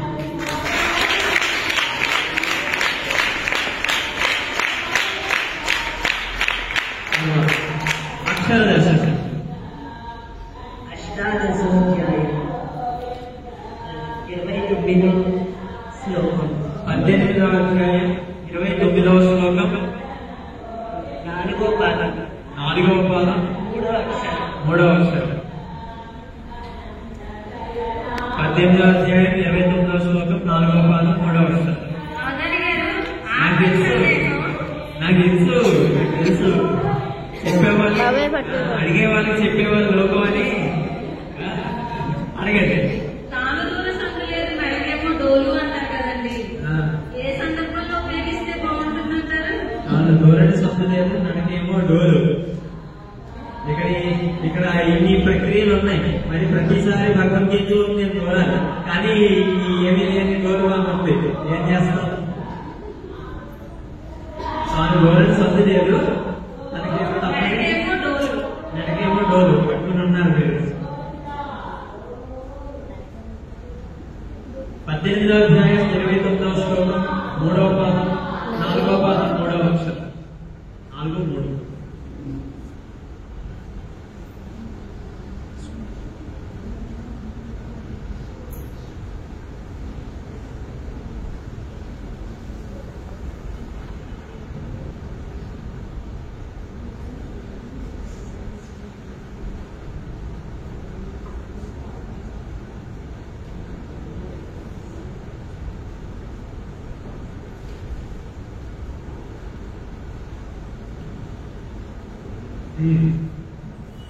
మంచి సంయుక్తాక్షరం వచ్చారు. కకార తకార వకార ఏకార సువే.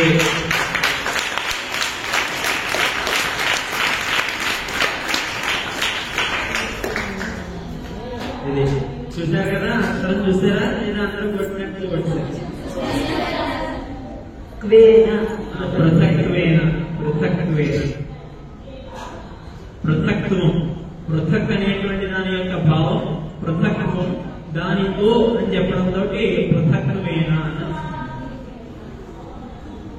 ఇక్కడతోటి 2 భగవద్గీత అవధానం యొక్క ఉద్దేశం నాకేదో 700 శ్లోకాలు వచ్చేసి మీ అందరి ముందు చెప్పేసి మీ అందరి చేత చప్పట్లు కొట్టించుకున్నామని కాదు. భగవద్గీతలో చెప్పిన విషయాలు ఎంత గొప్పగా ఉన్నాయి. ఇవన్నీ కూడా మనం ఆచరించడానికి సరిపోయేలా ఉన్నవి. ఇవన్నిటిని కూడా మనం తెలుసుకుని ఆచరించాలి అనే భావన మనందరిలో కూడా కలుగజేయడం కోసం, భగవద్గీత యొక్క తత్వాన్ని అందరికీ కూడా తెలియజేయడం కోసం ఈ అవగాహన కార్యక్రమం జరిగిందని తెలియజేస్తూ, ఈ భగవద్గీత తత్వం ఎందుకు చదవాలి, భగవద్గీత నేర్చుకోవాలి విద్యార్థి అన్నారు కనుక అతను ఒక 5 నిమిషాల్లో దాని గురించి వివరణిస్తారు. అంటే అప్పుడు పిల్లల్లో కొంచెం ఆసక్తి పెరుగుతుంది కదా, ఎందుకు పిల్లలు నడుచుకోవాలని తెలియజేస్తుంది మనకి. నాకు చెప్పుకున్నాం కదా, మనం ఏదైనా వస్తువు కూడా ఒక మాన్యువల్ బుక్ ఎలా ఇస్తాడు, అలాగే భగవద్గీత కూడా మన జీవితానికి ఒక మాన్యువల్ లాంటిది. దాంట్లో మనం ఎలా నడుచుకోవాలి, మన జన్మ అసలు మానవ జన్మ అంత ఉత్కృష్టమైన జన్మ మానవ జన్మ. మిగతా వాళ్ళు ఎవరికి లేని అంత శక్తి వేల వేల లక్షల జీవరాశుల్లో ఏ జీవరాశికి లేదాకా మేధాశక్తి ఒక మనిషికే ఉంది.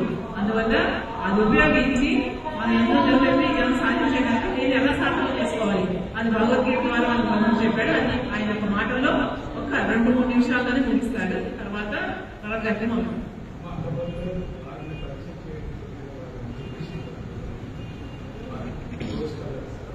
శారీ ఆవిడ మా కళాశాల యొక్క కరస్పాండెంట్ గారు, సెక్రటరీ అయినటువంటి శ్రీ కోట కనకేశ్వరరావు గారు సతీమణి గారు. ఆవిడ పేరు స్వర్ణశ్రీ గారు. ఇద్దరు ఆవిడ బంగారం, ఆయన కోట్లు మాకు సంస్థకి లోటు లేదు. ప్రెసిడెంట్ గారు రాజకీయ గారు అసలు చెప్పక్కర్లేదు. వీళ్ళందరూ అలాంటి వాళ్ళండి. వీళ్ళందరూ కేవలం సేవ. మేమైతే ఇంకా జీతాలు తీసుకుంటున్నాం, కానీ వాళ్ళు ఏ జీతం తీసుకోకుండా కూడా సంస్థ కోసం ఇప్పుడు 1920లో పెట్టారు సంస్థ. ఇప్పటికి 53 సంవత్సరాలు కార్యక్రమాలు మొదలుపెట్టి, అంతకు ముందు కళాశాల పెట్టి 1930లో పెట్టారు. తర్వాత గవర్నమెంట్ ఏ కళాశాలలో ఉండేది, గవర్నమెంట్ ఉపాధ్యాయులు అయిన తర్వాత గవర్నమెంట్ వారు కొత్త పోస్టులు వేయలేదు. అందులో సంస్కృతం వెళ్ళాల్సిన అవసరం లేదు. పాత గవర్నమెంట్ చెప్పారు కదా, పాపం అనుభవిస్తూ ఉంటాం. మేము కూడా కొత్త గవర్నమెంట్ లో కొత్త ఉత్సాహంతో మంచి దారి దొరుకుతున్న ఉద్దేశంతోనే అలాంటి మా కమిటీ వాళ్ళు నిజంగానే వాళ్ళు సపోర్ట్ చేయడం వల్ల మేము కార్యక్రమాలు నిర్వహించగలుగుతున్నాం అండి. అందువల్ల ఆ మేడం గారు కూడా ఆవిడకి భగవద్గీత అంటే చాలా ఇష్టం, పిల్లలంటే చాలా ఇష్టము. ఇంట్లో కూడా మా భగవద్గీత నేర్పిస్తూ ఉంటారు. మేడం కూడా కొంచెం ఆధ్యాత్మిక తత్వం బాగా ఎక్కువ మేడంకి. పిల్లలకు సాయంత్రం రోజు పిల్లలు పాఠాలు చెప్తూ ఉంటారు. ఆవిడ ఈ సందర్భం పనిచేస్తూ మాకు చాలా ఆనందంగా ఉంది. ఇప్పుడు ఉమామహేశ్వరరావు గారు భగవద్గీత తత్వం అంతా కూడా 2-3 నిమిషాల్లో మనకు అందిస్తారు.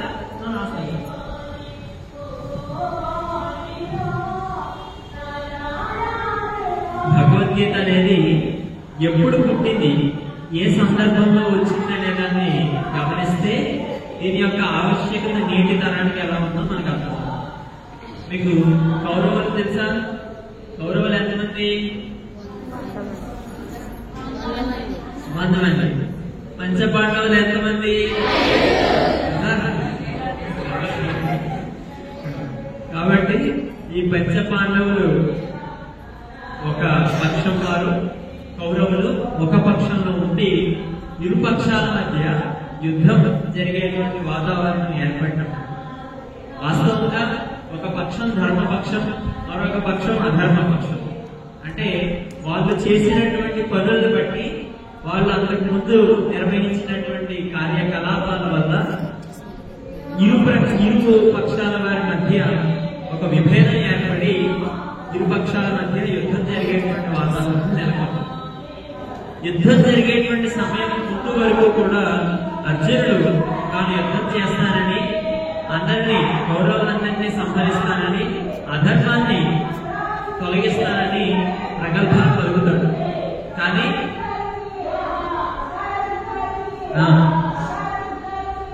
యుద్ధం చేసేటువంటి సమయంలో తాను యుద్ధం చేయను, చూస్తే అందరూ నా యొక్క బంధువులే ఉన్నారని ఒక మోహానికి గురవుతాడు.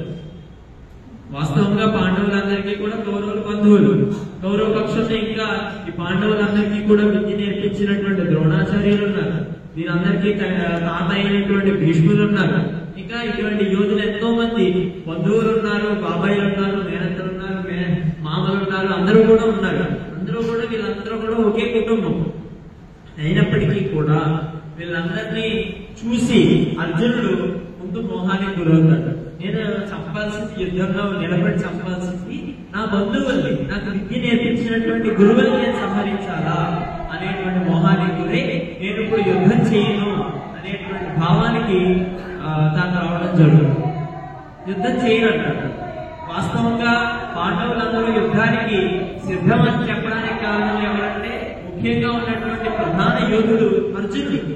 అర్జునుడిని చూసుకుని మేమంతా సిద్ధం అంటే అర్జునుడు ఏమంటే అబ్బాయి నేను చేయనంటాడు.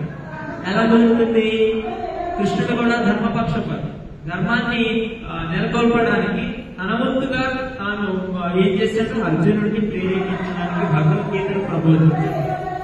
ఆ రణరంగంలో కురుక్షేత్రంలో ఉద్భవించినటువంటి కృష్ణుడి ద్వారా వచ్చినటువంటి ఈశ్వర వాణి అది భగవద్గీతగా మనందరి చేతుల్లోకి వచ్చింది. దాన్ని వ్యాస మహర్షి చక్కగా సంస్కృత శ్లోకాల్లో రచించి మనకు అందించడం జరిగింది. ఆ భగవద్గీతలో ఉండేటువంటి తత్వాన్ని క్లుప్తంగా చెప్పుకోవాలంటే, భగవద్గీత అంటే ఏ వేదాల్లో ఉండేటువంటి కష్టమైన పదాలు పట్టుకొచ్చి మనకి ఏ తత్వం అంటే వాళ్ళొక ముడి పదార్థంగా మనకి అందించట్లేదు. భగవద్గీత ప్రధానంగా చెప్పే విషయం ఒకటే, మన యొక్క ఆచరణ.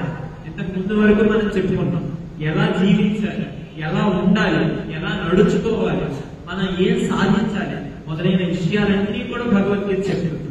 కాబట్టి ఇదేదో ఒక సందర్భానికి మాత్రమే పరిమితమైన గ్రంథం కాదు.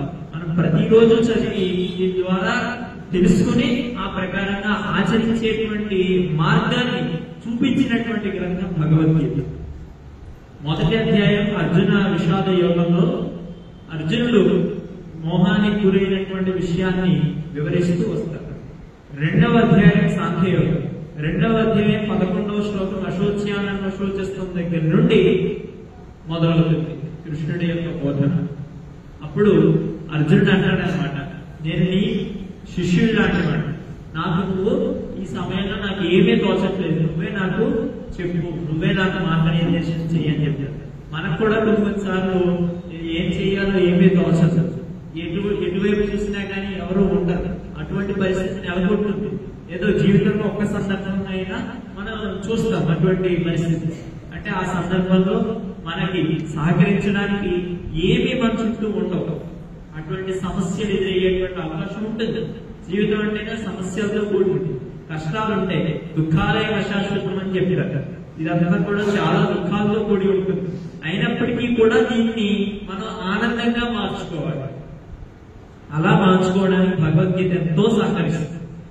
సరిగ్గా అర్జునుడు ఉన్నటువంటి సందర్భం ఏంటి, ఇంకా సేపట్లో అందరూ శంఖాలు వదిలేశారు, గంట కొట్టేశారు, బడికి అందరూ వచ్చేసి కూర్చోవాలి. పరీక్ష రాయడానికి.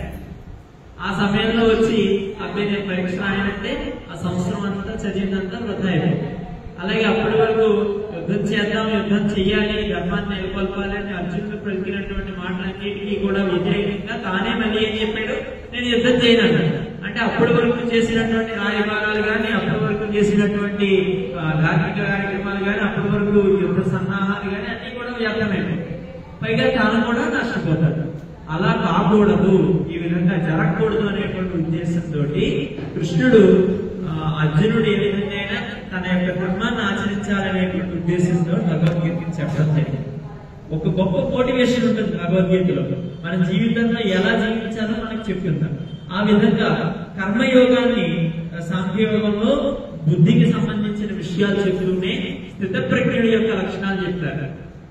దుఃఖానికి కృంగిపోకుండా, సుఖానికి తప్పింపు పడకుండా, ఎల్లప్పుడూ కూడా స్థిరమైన నిశ్చయంతో ఉండేటువంటి వాడు స్థిత ప్రజ్ఞుడు. ఆ విధమైన భావాన్ని మన జీవితంలో మనం ఆచరించాలి. మనకి ఏదైనా గంట కొట్టారంటే త్వరగా పూర్తి చేయాలన్నమాట. కాబట్టి ఏంటంటే మన జీవితంలో ఏదైనా మనకి సంతోషాన్ని కలిగించే విషయాలు ఉంటాయి, అప్పుడు ఆనందిస్తాం. ఏదైనా వెంటనే బాధ కలిగే విషయం వచ్చింది అనుకోండి, వెంటనే నీరసం పడిపోతాం, కృంగిపోతాం. అలా కాకుండా రెండింటినీ కూడా సమభావంలో స్వీకరించాలి. ఎంతవరకు స్వీకరించాలో అంతవరకు మాత్రమే మన మనసులోకి దాన్ని ఎలో చేయాలి. లేదా గేట్ వేసేయాలన్నమాట. మనకి చూడండి, 9:30 దాటితే స్కూల్లోకి రావడానికి ఉండదు, గేట్ వేసేస్తారు. కాలేజీలోకి రావడానికి ఉండదు, గేట్ వేసేస్తారు. అలాగే ఏంటంటే మన మనస్సు కూడా ఒక గేట్ వేయాలన్నమాట. దాని లోపలికి ఎంతవరకు అనుమతించాలో అంతవరకు అనుమతించాలి. ఎన్ని విషయాలు దాంట్లో పెట్టాలో అన్ని విషయాలు పెట్టాలి. చెడు విషయాలు అన్నీ వచ్చినాయంటే మీకు నో ఎంట్రీ బోర్డు పెట్టేసి పంపేయాలి, అంటే వినేసి వదిలేయాలన్నమాట. ఇలాంటి మంచి విషయాలు వస్తున్నప్పుడు నో ఎంట్రీ బోర్డు పెట్టి వదిలేయకూడదు. గేట్లు మొత్తం తెరిచి మనం వాటన్నిటిని కూడా మన మనసులో నిలుపుకోవాలి. కాబట్టి కృష్ణుడు ఏం చేశాడు, అర్జునుడికి అటువంటి మోటివేషన్ ఇచ్చాడు. నువ్వు చేయాల్సింది ఏంటి, నీ ధర్మం ఏంటి, నువ్వు దాన్ని ఆచరించు. ఆ ధర్మం చేయడం వల్ల నీకు కలిగే ప్రయోజనం ఏంటి, చెయ్యకపోవడం వల్ల నువ్వు పొందేటువంటి నష్టం ఏంటి, ఈ రెండింటి నుంచి కూడా చెప్పాడు. చెప్పి స్థిత ప్రజ్ఞుడి యొక్క లక్షణాలు చెప్పి నువ్వు స్థిత ప్రజ్ఞుడిగా మారు అర్జున అని చెప్పాడు. తర్వాత కర్మయోగం. కర్మయోగం 43 శ్లోకాలు ఉంటాయి. అందులో కూడా కర్మయోగం మనం చేయవలసినటువంటి పనిని ఎలా చేయాలో చెప్పాడు. తర్వాత జ్ఞాన కర్మ సన్యాస యోగం, జ్ఞానాన్ని ఎలా పొందాలి, జ్ఞానంతో ఎలా ఉండాలని చెప్పారు. తర్వాత కర్మ సన్యాస యోగం, చేసేటువంటి ప్రతి పనిలో ఉండేటువంటి ఫలితాన్ని విడిచిపెట్టి ఆ ఫలితం యొక్క ఉద్దేశాన్ని, ఫలితాన్ని మనసులో పెట్టుకుని ఎప్పుడు దాన్నే ధ్యానిస్తూ చేయడం కాదు. ఇప్పుడు ఏదైనా చదవమని చెప్పామనుకోండి, అది చదివితే ఎలా ఉంటుందో అలా ఉంటుందని ఊహించుకుంటూ వెళ్ళిపోయి చదువును విడిచిపెట్టేవాడు. అంటే ఏంటి, ఎల్లప్పుడూ ఫలితాన్ని మాత్రమే ఆశించకూడదు. ఫలితాన్ని అది ఏం జరగాలో అది జరుగుతుంది, కానీ మన కర్తవ్యం బాధ్యతగా మనం నిర్వర్తించాలి. అది కర్మ సన్యాస యోగం ద్వారా మనం గ్రహించాలి. ఆత్మ సంయమ యోగం, మన మనస్సుని ఎలా నిగ్రహించుకోవాలో మనకు చెప్తుంది ఆత్మ సంయమ యోగం. జ్ఞాన విజ్ఞాన యోగం, మన జీవితంలో జ్ఞానాన్ని పొంది విజ్ఞానాన్ని ఏ విధంగా మన అనుభవంలో పొందాలో మనకు తెలియజేస్తుంది ఆత్మ సంయమ జ్ఞాన విజ్ఞాన యోగం. ఇందులో భగవంతుడి యొక్క మహిమ ఎటువంటిదో కూడా చెప్పబడింది. అలాగే అక్షర బ్రహ్మ యోగం, ఈ సమస్త విశ్వానికి సంబంధించిన మూలమైనటువంటి పరబ్రహ్మ యొక్క తత్వం, అధిభూతం అంటే ఏంటి, అధియజ్ఞం అంటే ఏంటి, అధ్యాత్మం అంటే ఏంటి మొదలైన విషయాలన్నీ చెప్తూ ధూమ మార్గము అలాగే శుక్ల మార్గము కృష్ణ మార్గము అని 2 ఉంటాయి. ఆ రెండింటి విషయాలు కూడా చెప్పారు. ఇదంతా కూడా ఇంకా వెళ్తే లోపలికి మొత్తం పరిపూర్ణంగా యౌగికమైన విషయాల్లోకి వెళ్ళిపోతుంది. అది అక్షర బ్రహ్మ యోగంగా చెప్తారు. తర్వాత రాజవిద్య రాజగుహ్య యోగం, ఇందులో ఇంకా లోతైన విషయాలు అన్నమాట, ఇంకా చాలా రహస్యాలు ఉంటాయి. ఆ విషయాలన్నీ కూడా చెప్తారు. మన యొక్క భక్తి ఎంతో ప్రధానమైనది అనే విషయాన్ని కూడా ఈ అధ్యాయంలో చెప్పారు. తర్వాత పరమాత్మ యొక్క మహిమ ఎటువంటిది, మనం కొలుస్తున్నాం, భగవంతుడిని ఎందుకు ప్రార్థిస్తాం, మనకన్నా ఉన్నతుడైతేనే మనం ఎదుటి వ్యక్తికి గౌరవిస్తాం. మనకన్నా వయసులో పెద్దవారైనా, జ్ఞానంలో పెద్దవారైనా మనం వారందరినీ కూడా గౌరవిస్తాం. మరి పరమాత్మను అందరూ కూడా ప్రార్థిస్తున్నారు. ఎందుకు ప్రార్థించాలి అంటే పరమాత్మ యొక్క మహిమ విభూతి యోగంలో చెప్పారు 10వ అధ్యాయం. తర్వాత 11వ అధ్యాయంలో కృష్ణుడు తన యొక్క విశ్వరూపాన్ని అర్జునుడికి చూపిస్తాడు. దానికి సంబంధించిన విషయాలన్నీ ఉంటాయి. 12వ అధ్యాయం భక్తి యోగంలో భక్తుడి యొక్క లక్షణాన్ని చెప్తాడు. మనమంతా కూడా భక్తి ఉంది మనకి, మనమంతా భక్తులు అయిపోతాం అనుకుంటాం. కానీ 12వ అధ్యాయంలో 13వ శ్లోకం నుండి 20వ శ్లోకం వరకు కొన్ని గుణాలు చెప్తారు. ఆ గుణాలు ఉన్న వారే నిజమైనటువంటి భక్తులు. అంటే ఎల్లప్పుడూ కూడా ప్రశాంతంగా ఉంటూ, ఎవరిని హింసించకుండా మంచి భావనతోటి ఉంటూ ఎవరైతే ఉంటారో వారే నిజమైన. ఆ తర్వాత క్షేత్రజ్ఞ విభాగ యోగం ఇందాక చెప్పుకుంటాం. గుణత్రయ విభాగ యోగం మొదట్లో మనం చెప్పుకున్నాం. సత్వరజస్తమో గుణాలకు సంబంధించిన విషయాలన్నీ చెప్పారు. తర్వాత పురుషోత్తమ యోగంలో పరమాత్మ తత్వమే అక్కడ కూడా చెప్పబడుతుంది. పురుషోత్తముడు ఆ పరమాత్మే కాబట్టి. తర్వాత దైవాసుర సంపద విభాగ యోగంలో దైవీ సంపద ఏది, ఆసుర సంపద ఏది అనే విషయాన్ని విశ్లేషిస్తూ చెప్తారు. తర్వాత శ్రద్ధాత్రయ విభాగ యోగంలో 3 రకాల యజ్ఞాలు, 3 రకాల ఆహారాలు, 3 రకాల తపస్సులు, 3 రకాల దానాలు, 3 రకాలైనటువంటి ఉపాసనలు, ఇవి అన్ని విషయాలు చెప్తూ సత్వగుణంతో కూడిన జీవితాన్ని గడపమని చెప్పారు. మనం తినేటువంటి ఆహారం కూడా ఎటువంటి తినాలో భగవద్గీతలో ఉంది. సాత్విక ఆహారాన్ని మనం భుజించాలి. కాబట్టి మీరు అన్ని విషయాలు చెప్పడానికి సరిపోతుంది సమయం. కాబట్టి మీరు వెళ్ళి ఒకసారి చదివిన తర్వాత మీకు అవగాహన వస్తుంది. తర్వాత 18వ అధ్యాయం మోక్ష సన్యాస యోగం. ఇంకా అందులో కర్త అంటే ఏంటి, కర్మ అంటే ఏంటి, జ్ఞానం ఏ విధంగా ఉంటుంది, బుద్ధి ఏ విధంగా ఉంటుంది, ధృతి ఎన్ని రకాలుగా ఉంటుంది, సుఖం ఎన్ని రకాలుగా ఉంటుంది, అన్ని విషయాలు ఉంటాయి. శరణాగతి యొక్క విషయాలన్నీ కూడా ఉంటాయి. శరణాగతి యొక్క తత్వం అంటారు. సింపుల్ గా సుఖం అంటే 3 రకాలుగా ఉంటుందని చెప్పుకుంటాం. సాత్విక సుఖం, రాజస సుఖం, తామస సుఖం. సాత్విక సుఖం ముందు ఎలా ఉంటుందంటే చాలా కష్టంగా అనిపిస్తుంది. ముందు ఎంతో భారంగా అనిపిస్తుంది, చెయ్యాలనిపించదు, ఏమి చేయాలనిపించదు. మనకంతా ఎంతో దుఃఖంతో కూడి ఉంటుంది. మనంతా చాలా కష్టపడాల్సి వస్తుంది. తర్వాత ఎంతో సుఖం వస్తుంది. ఆ పని చేయడం ద్వారా ఎంతో సుఖాన్ని మనం పొందుతాం. అది సాత్విక సుఖం. అంటే ముందు చాలా కష్టపడి చదువుకున్నట్లయితే మంచి ఉద్యోగం సాధించినప్పుడు ఎంతో సుఖం మనం పొందుతాం. అది సాత్విక సుఖం. రాజసిక సుఖం ఏంటంటే ముందే సుఖపడిపోతూ ఉంటారు, తర్వాత కష్టపడతారు. అది రాజసిక సుఖం. తామస సుఖం ఏంటంటే ఇంకా అసలు ఏది సుఖమో, ఏది కష్టమో, ఏది దుఃఖమో ఏమీ తెలియదు. ఇంకా చిన్నప్పటి నుండి మరణించేంత వరకు కూడా రోజుకి 15 గంటలు పడుకుంటారు. చక్కగా నచ్చిన పదార్థాలు తినేస్తారు. మొత్తం ఇక జీవితం మొత్తం తామసికంగా గడుపుతారు. అది తామస సుఖం. ఈ 3 సుఖాలు ఉన్నాయి. కాబట్టి ఏ సుఖాన్ని మనం కోరుకోవాలి? సాత్విక సుఖాన్ని కోరుకోవాలి. సాత్విక గుణాన్ని మనలో నెలకొల్పుకోవాలి. భగవద్గీత మొత్తం అందించే సారాంశం ఇదే. మనలో ఉండేటువంటి తమో గుణాన్ని, అంటే నిద్ర, బద్ధకం, అలాగే ఆలస్యం, ఎదుటి వ్యక్తిని హింసించడం, ఎదుటి వ్యక్తిని ద్వేషించడం, క్రూరత్వం, ఇవన్నీ కూడా తామస గుణాలు. వాటన్నింటినీ కూడా విడిచిపెట్టండి. రజోగుణం మనకు ఉంటుంది. అంటే పోటీతత్వం అన్నమాట. నాకు 20 మార్కులు వచ్చినాయి, వాళ్ళకి 25 వచ్చింది. ఇది సాత్వికంగా ఉన్నట్లయితే మంచి మార్గం వైపే తీసుకెళ్తుంది. అంటే మనకి కొన్ని విషయాల్లో, చదువు మొదలైనటువంటి విషయాల్లో ఉన్నట్లయితే మనం మంచి భావన పెంపొందించుకుంటే అది మనల్ని మంచి స్థాయికే తీసుకువెళ్తుంది. కానీ మనం ఎదుటి వ్యక్తికి మంచి మార్కులు వస్తుంటే వాడు పెద్ద కొట్టేస్తే వాడికి రావు అనేసి అలా ఆలోచించి దురాలోచనతో వెళ్ళినట్లయితే, మనం బ్యాడ్ గా థింక్ చేసి వెళ్తే అది మనల్ని మంచి మార్గంలో తీసుకువెళ్తాం. అలా కాకుండా ఈ రజోగుణాన్ని మనం సాధించాలి అనేటువంటి తపనగా మార్చుకున్నట్లయితే మన జీవితంలో ఉన్నత స్థితిని పొందే అవకాశం. ఇక సాత్విక గుణం, సత్వగుణం ఏంటంటే ఉత్సాహం. ఎప్పుడు నీరసంగా ఉండడం కాదు. ఎవరో స్కూల్లో టీచర్స్ చెప్తున్నప్పుడు లెసన్లో నీరసంగా ఎప్పుడు ఇదే మ్యాథ్స్, ఎప్పుడు ఇదే సంస్కృతాన్ని నీరసంగా కూర్చోకుండా ఉత్సాహంగా చదివేటువంటి 2 సంవత్సరాలు 3 సంవత్సరాలు చదవడం. అలాగే ఉత్సాహం, అలాగే ధైర్యం, తేజస్సు, ఇవన్నీ కూడా సత్వగుణానికి సంబంధించి. కాబట్టి భగవద్గీత మనకి చెప్పేది నిరాశగా నిస్పృహతో ఉండండి అని చెప్పట్లేదు. ఎల్లప్పుడూ కూడా ఉత్సాహంగా ఉండమని చెప్తుంది భగవద్గీత. కాబట్టి మనం అంతా చేయాల్సింది ఉత్సాహంగా మన యొక్క ధర్మమైన విద్యను అభ్యసించాలి.